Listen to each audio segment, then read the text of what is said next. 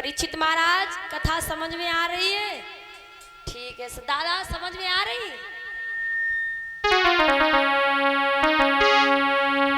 बोली गोविंद भगवान की। इधर में जिस समय भगवान भोले बाबा मैया गिरिजा से बोले, जिस समय देवराज इंद्र ने देखा तो कामदेव को बुलाया। जवाब दो भैया कामदेव। हाँ, हमारी थोड़ी मदद करो। क्या जवाब दिया? कुछ देख रहे हो? कामदेव बोले क्या देखे?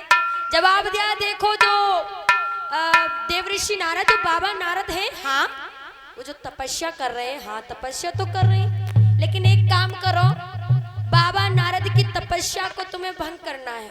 क्यों? बाबा नारद की तपस्या हम क्यों भंग कर दें? मुझे क्या पड़ी है? जवाब दिया, नाना ऐसी कोई बात नहीं, तुम्हें पता है अगर देवराज इंद्र बोला अगर बाबा नारद तपस्या करते रहे तो तपस्या में लीन रहे, अगर भगवान प्रसन्न हो गए तो हमारा ये जो इंद्रलोक है ये भी चला जाएगा। कामदेव भैया ने हमारी मदद कर दे। जवाब दिया कामदेव।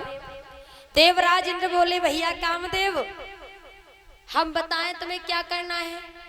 जवाब दिया, लल्ला छोटू क्या है? इधर में क्या हुआ? तो देवराज इंद्र बोले, बताओ मुझे करना क्या है? तो देवराज इंद्र कहने लगे कामदेव से कि तुम जाओ गंगा नदी के किनारे, सुंदर सुंदर से बगीचे खिला दो, सुंदर सुंदर से फूल खिला दो, जिससे कामदेव बोला।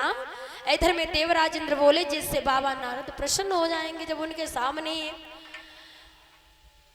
तो कामदेव बोले देवराज इंद्र से, प्रभु हम ऐसा नहीं कर पाएंगे। जवाब दिया, नहीं भैया तुम्हें करना पड़ेगा। तो देवराज इंद्र बोले, सुना कि गंगा किनारे जग सुंदर सी बनाओ,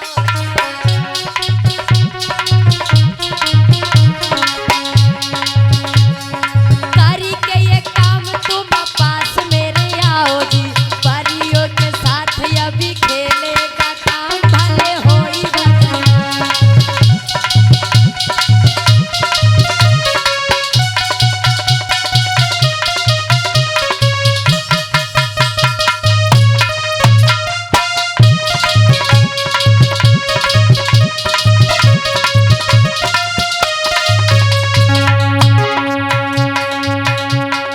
कामदेव से बोले हैं देवराज इंद्र भैया,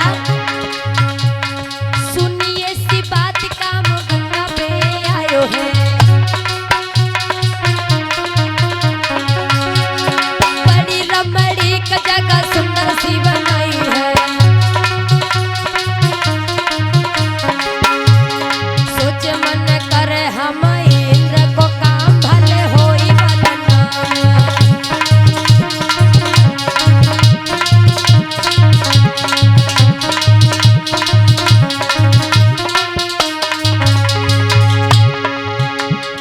गंगा किनारे जगह सुंदर सी बनाओ जी, करके ये काम तुम पास मेरे आओ जी, परियों के साथ अब खेलेगा काम भले होई बना, परियों के साथ अब खेलेगा काम भले होई बना।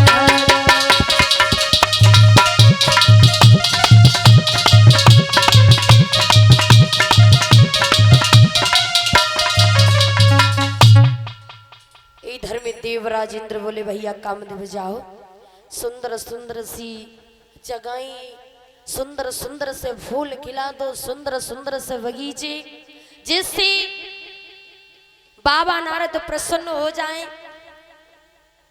अब कामदेव ने क्या किया है, वहां से चले देवराज इंद्र के पास से।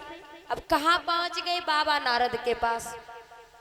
जब बाबा नारद के पास में पहुंच गए, परियों के सहित गई, परियों को लेकर के, क्योंकि जब गंधर्व बाजे बजेंगे तो परियां गीत गाएंगी, नाचेंगी, तो बाबा नारद वैसे भी जग जाएंगे।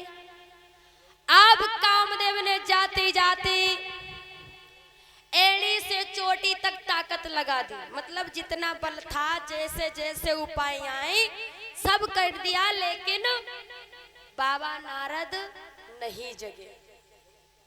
एड़ी से चोटी तक ताकत लगा दी और बाबा नारद पे कोई फर्क नहीं पड़ा। इधर में जब बाबा नारद पे कोई फर्क नहीं पड़ा, अब कामदेव जो था वो परेशान होने लगा।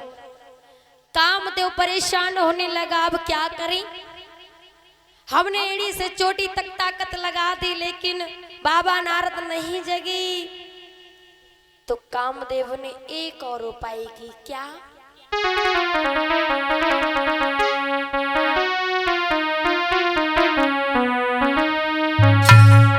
कामुने जाते जाते सारी माया फैला।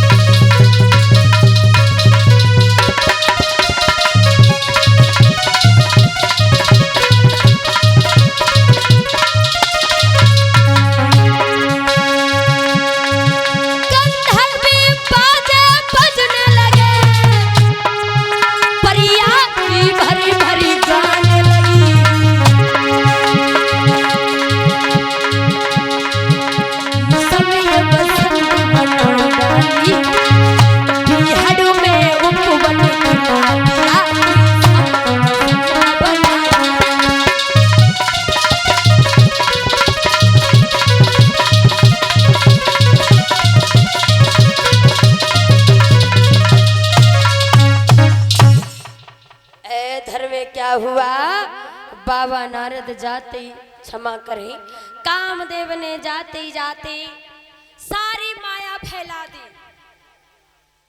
परीक्षित महाराज सारी माया फैला दी, एड़ी से चोटी तक ताकत लगा दी जितना जानते थे, लेकिन बाबा नारद टस से मस नहीं हुए। जिसपे भगवान की कहते हैं, जिसकी भगवान रक्षा करता है उसका कोई बाल बांका नहीं कर सकता है। अगर आप भगवान के भजन में लीन हैं, भगवान की भक्ति में लीन हैं, सच्चे दिल से परमात्मा को याद कर रहे हो, सच्चे दिल से कथा को सुन रहे हो, सच्ची भक्ति कर रहे हो, तो भक्ति में ही शक्ति है और शक्ति से ही मुक्ति मिलती है। हाँ?